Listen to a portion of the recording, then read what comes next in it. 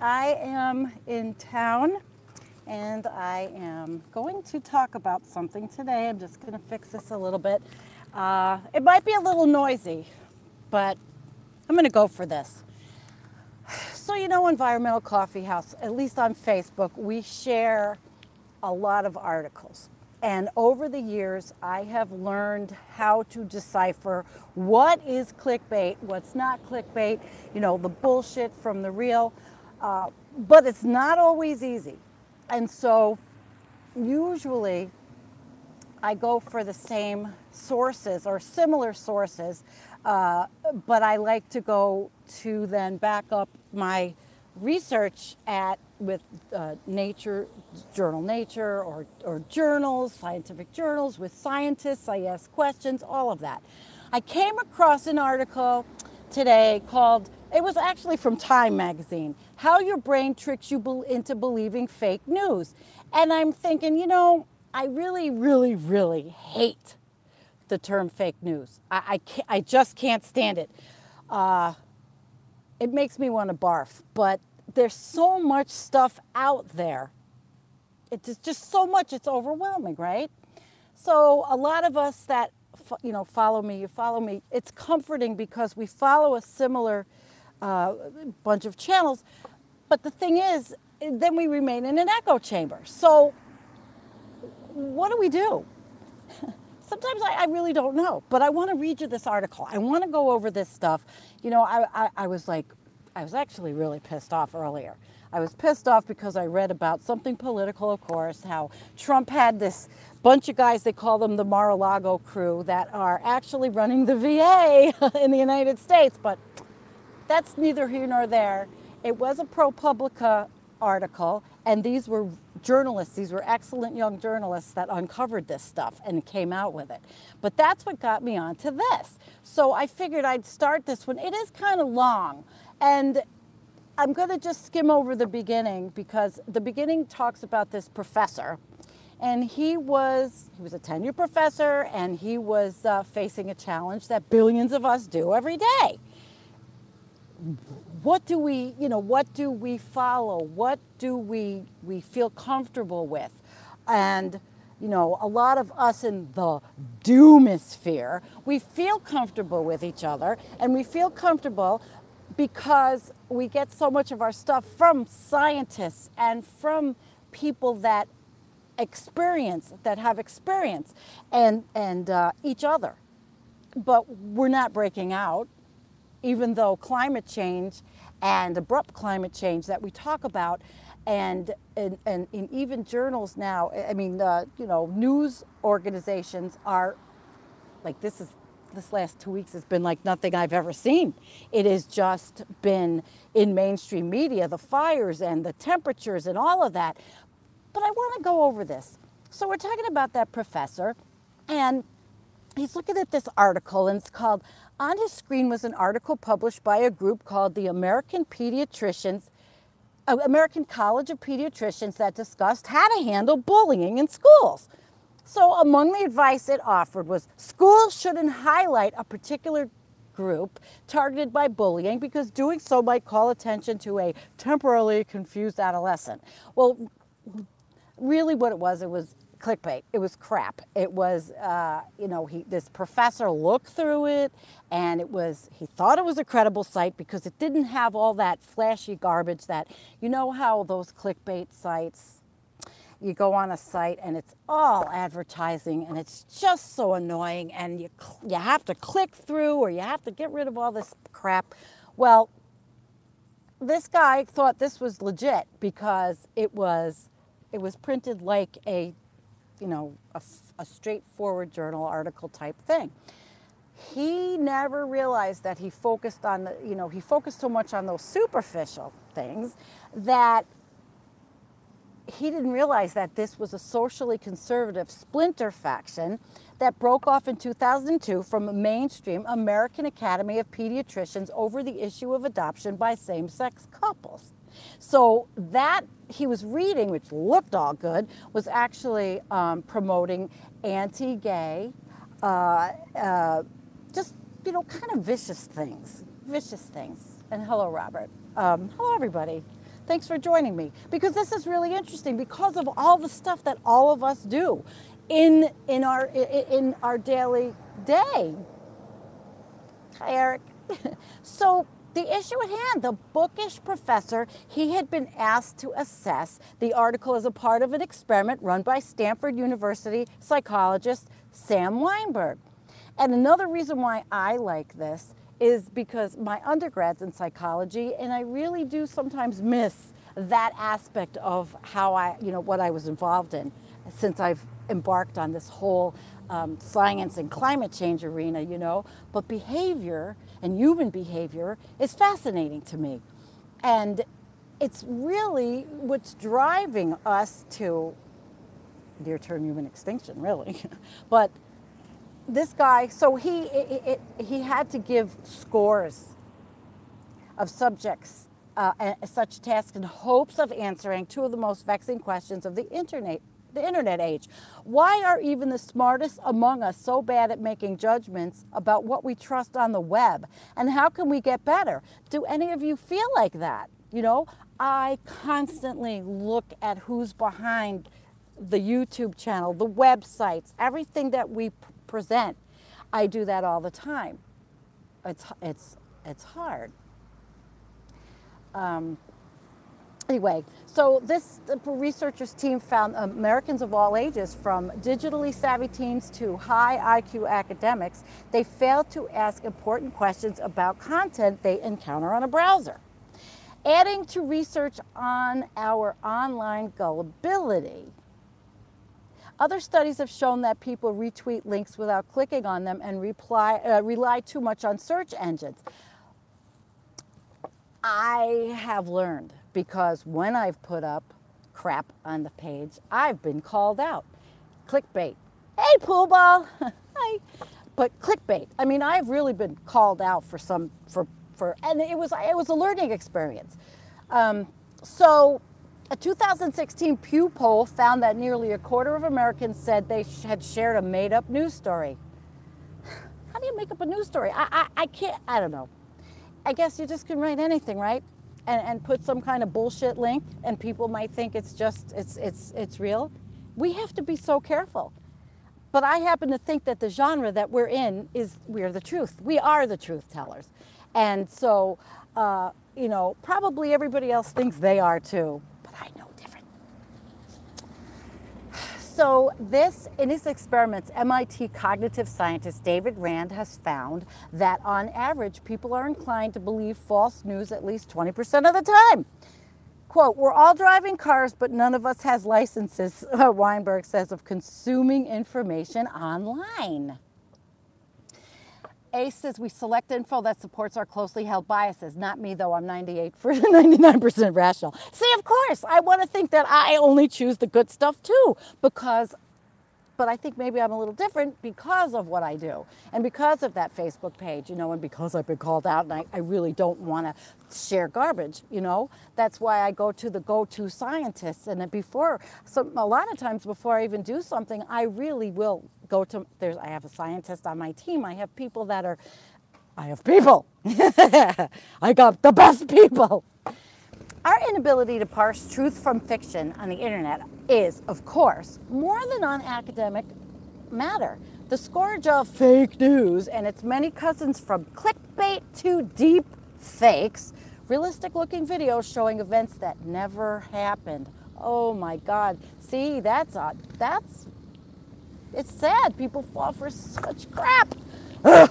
But anyway, let me get my voice down. They say, this Time magazine article says, politicians and technologists have warned that meddlers are trying to manipulate elections around the globe by spreading disinformation. So it's not just the United States. That's what the Russian agents did in 2016, according to the U.S. intelligence agencies. And on July 31st, Facebook revealed that it had found evidence of a political influence campaign on a platform ahead of the 2018 midterm elections. Who the hell knows, The authors of this now defunct page got thousands of people to express interest in attending a made-up protest that apparently aimed to put white nationals and left-wingers on the same streets. That's pretty scary. But the stakes are even bigger before elections, as we know. Our ability to vet information, it matters. Every time a mother asks Google whether her child should be vaccinated, and every time a kid encounters a Holocaust denialist on Twitter. In India, false rumors about child kidnappings that spread on WhatsApp have prompted mobs to beat innocent people to death. Is that real? Time magazine. Is what I'm reading real? Cognitive dissonance. It's equivalent of a public health crisis, says Alan Miller, founder of the nonpartisan News Literacy Project. There is no quick fix. Tech companies are under increasing pressure to come up with solutions. Now we know about Facebook. They go into Facebook and how they lost $120 billion in stock value. And they got me in jail now. You know, I can't share, I can't join groups or any of that stuff. So, engineers can't teach machines to decide what is true or false in a world where humans often don't agree. In a country, they're talking about the United States, founded on free speech, debates over who adjudicates truth and lies online are contentious. Many welcomed the decision by major tech companies in early August to remove content from Alex Jones. Okay, and that brought up that whole other thing. I freaking can't stand Alex Jones. But who's next? Me? You know, and I like to think I'm pretty level-headed and that I've got my feet on the ground in my education and I'm not talking shit, you know, but of course that's me. Of course I'm thinking that of myself or I wouldn't be doing this. I wouldn't be trying to talk to my peers. You know, at one time my peer group was we were clueless about anything. Not that long ago. We weren't aware of all the things that are going on, you know, in abrupt climate change. So they go on this about the Alex Jones and the conspiracies that it actually damages people's brains. You know, and spreads claims that the Sandy Hook massacre, that they were all, you know, actors and all that. But again, we just talked about it. The article says people have said censorship. Well, I'm saying censorship because I do this, and I'm always being censored on Facebook. And it's really, we're grown-ups, you know. Kids is a little different issue. And even if law enforcement, the article goes on to say, and intelligence agencies could ferret out every bad actor with a keyboard, it seems unwise to put government in charge of scrubbing the internet of misleading statements. Well, at least the government now, you know, we are in the most corrupt time I ever have lived through. Nixon was corrupt and Clinton, you know, he started the whole neoliberal bunch of crap. It's a scourge. I mean, we are definitely in the United States, not a democracy. And a lot of it, you know, a lot of the stuff, I'm not going to blame the internet because I don't have a lot of statistics myself. But I lived through 2016. I was very active in the election and you know, a lot of stuff happened and changed us forever. You know, it changed us forever. So what is clear, however, is that there's another responsible party. The problem is not just malicious bots or chaos-loving trolls or Macedonian teenagers pushing phony stories for profit. The problem is also us, the susceptible readers. And experts like Weinberg believe that the better we understand the way we think in the digital world, the better chance we have to be part of the solution. That's such a hard word for me sometimes. Poolball says the love of money does make for lying. Of course it does. We're watching it happen constantly, every day. A congressman up the road from me in a different district yesterday, little Chris Collins, didn't have enough money, so he did insider trading. It was a whole freaking family affair. So humans, you know, but we don't fall for this fake news because we're dumb. Often it's a matter of letting the wrong impulses take over. In an era when the average American spends 24 hours each week online, When we're always juggling inboxes and feeds and alerts, oh God, don't I know that one, right? It's easy to feel like we don't have time to read anything but headlines. I don't know that, because if I did that, I wouldn't be successful at all. No, I don't know if I'm even successful. I like you all. So we are social animals, and the desire for likes can supersede a latent feeling that a story seems dicey. Political convictions lead us to lazy thinking, but there's an even more fundamental impulse at play: our intense desire for an easy answer. That's interesting. And I need to take a sip of this from this goddamn plastic thing, because I forgot to bring my reusable bottle. But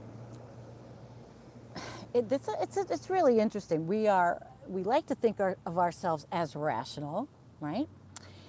And emotional, but we're guided by emotional and irrational thinking. Psychologists have shown this through study of cognitive shortcuts known as heuristics. It's hard to imagine getting through so much as a trip to the grocery store without these helpful time savers.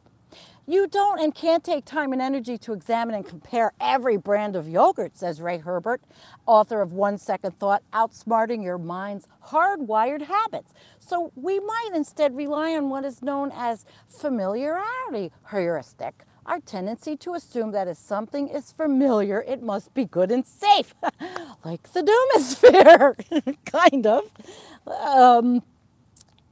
because we do feel safe. Yesterday, Margot's Healing Corner she did a video. I trust her because she's researching the crap out of everything. But there was like 23 of us in the chat room, and we all know each other's names, our YouTube names, okay? But we've gotten familiar with each other's comments and our styles. You all know me. And it was comforting. And her stuff was really good. You know, her stuff was really good. So she's great. She's having her little show tonight, too. Anyway, so we talked about the familiarity heuristic. So these habits of our minds, they surely helped our ancestors survive. The problem is that relying on them too much can also lead people astray, particularly in the online environment, which is where we all are, you know. And I had surgery. I had to sit home for 2 months. So, of course, I was online way more, and I used up all my data, and that was a whole other thing. So they said MIT's, in one of his experiments, Rand illustrated the dark side of the fluency heuristic, our tendency to believe things we've been exposed to in the past. The study presented subjects with headlines, some false, some true, in a format identical to what users see on Facebook.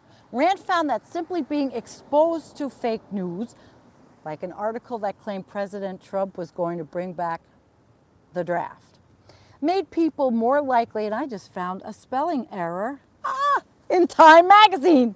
They said, bring back the draft. Spelling error. Wow, even Time magazine, look at that. They made people more likely to rate those stories as accurate later on in the experiment. And I used to do this kind of stuff. I used to do these kind of research projects, I remember.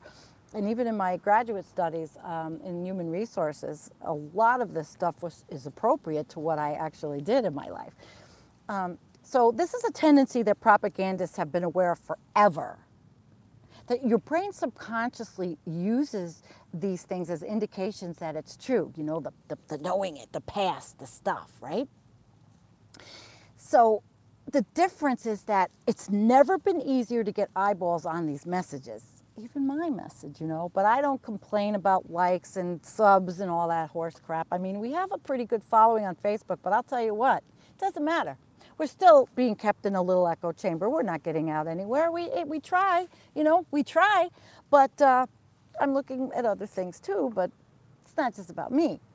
It's about teaching and doing it properly. So the researchers who conducted the Pew poll noted that one reason people knowingly share made-up news is to call out the stories as fake.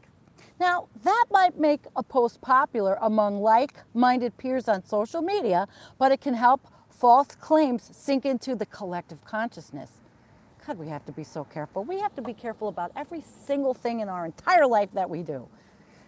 Academics are only beginning to grasp all the ways our brains are shaped by the internet. A key reason that stopping the spread of misinformation is so tricky. One attempt by Facebook shows how introducing new signals into this busy domain can backfire. With hopes of curtailing junk news, the company started attaching warnings to posts that contained claims that fact checkers had rated as false. But a study found that this can make users more likely to believe any unflagged post. That's interesting.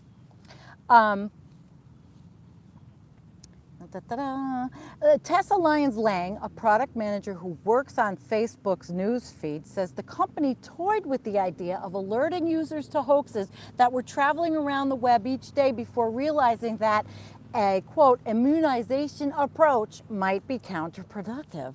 Wow. We're really trying to understand the problem and to be thoughtful about the research and therefore in some cases to move slower, she says. Oh, I want to move slow. I'm moving too slow to get the hell off Facebook. But there's millions of people on Facebook. I mean, we're in an abrupt climate change situation. And again, just 2 years ago, so many of my peers were clueless about how serious things were. And people here where I live in this little idyllic town are still clueless. Although I was talking somebody's ear off earlier. I had to get out of the house. Yeah, I had to get some Gatorade for my husband. He's not feeling good. So, came to town. Blah, blah, blah. But I don't keep it back. I do talk. I do have those impossible conversations. So, if all this stuff looks identical, you know, because Americans get their news from social media where the posts from publishers get the same packaging as birthday greetings and rants, content that warrants an emotional response is mixed with things that require deeper consideration. It all looks identical, said Harvard researcher Claire Wardle. So our brain has to work harder to make sense of those different types of information. Every day I feel like my brain is working way harder than my body, especially since I had surgery. I can do anything. Instead of working harder, we often try to outsource the job.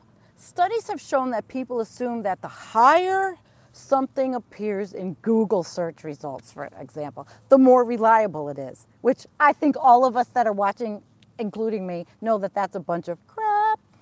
But Google's algorithms they're surfacing content based on keywords, not truth.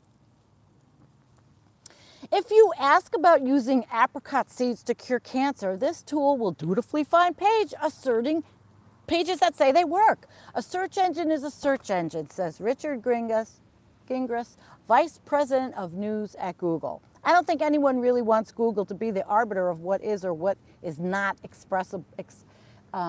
acceptable expression, which is actually why we need each other, why we need to talk to each other, why we need people like me that live stream, you know, Kevin, all of the people that do what we're doing, talking or videos or whatever, because we understand we have a responsibility not to talk about bullcrap, actually, or what we think is, at least I feel like I have a big responsibility because of you and all of those that follow our page, me. So that's just one example of how we need to retrain our brains. We are also inclined to trust visuals, says Wardle, but some photos are doctored and other legitimate ones are put in false contexts. On Twitter, people use the size of others' followings as proxy for reliability. Yet millions of followers have been paid for, and an estimated of 10% of users may be bots.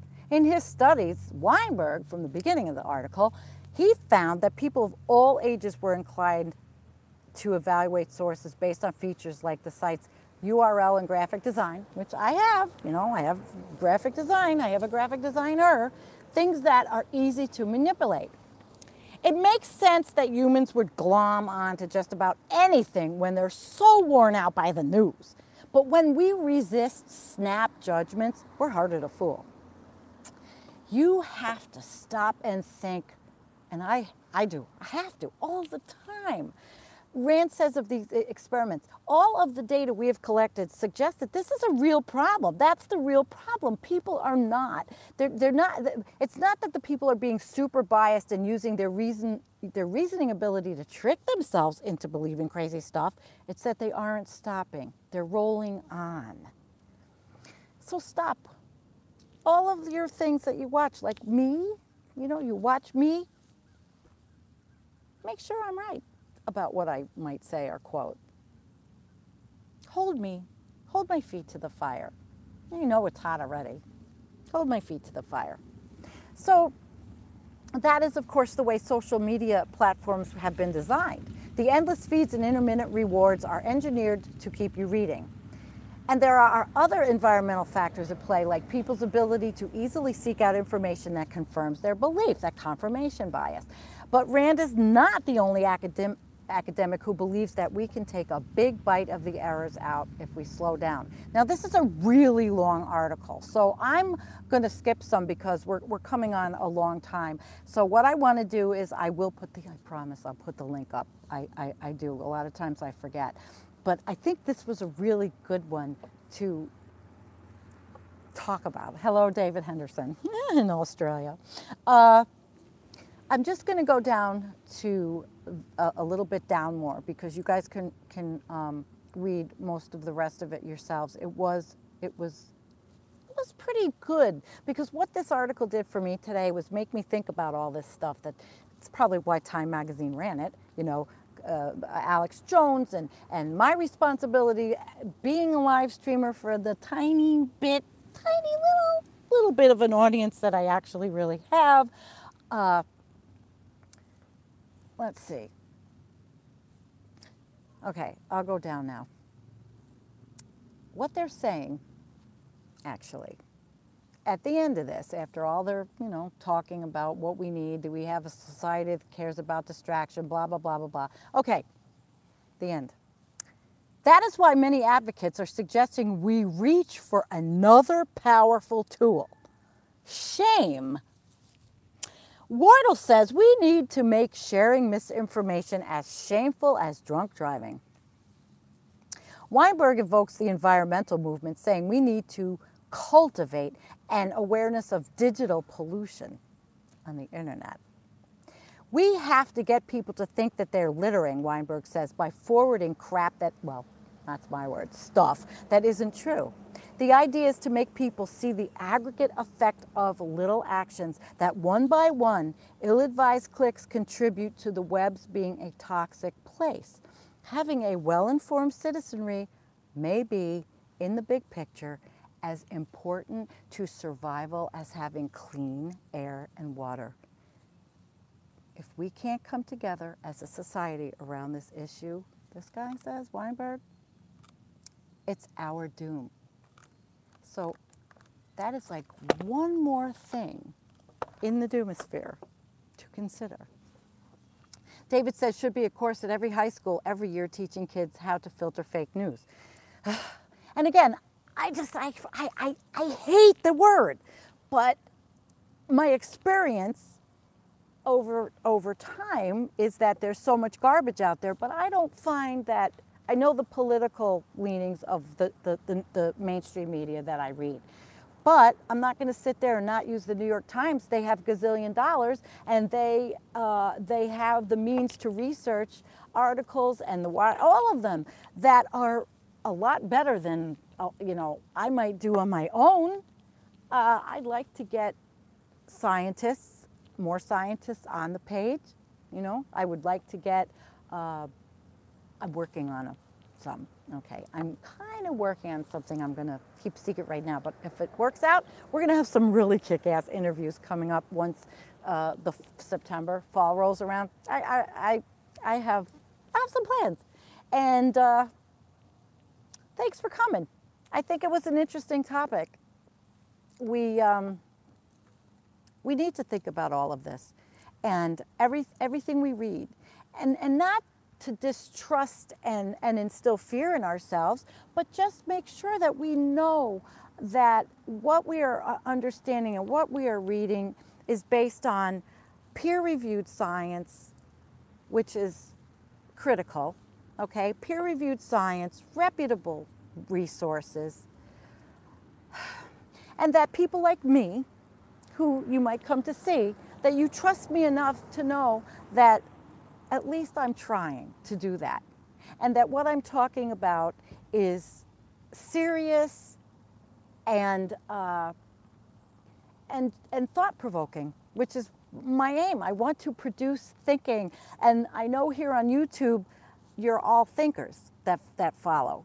So it's a bit different on Facebook. Everybody's a thinker, but it's just different.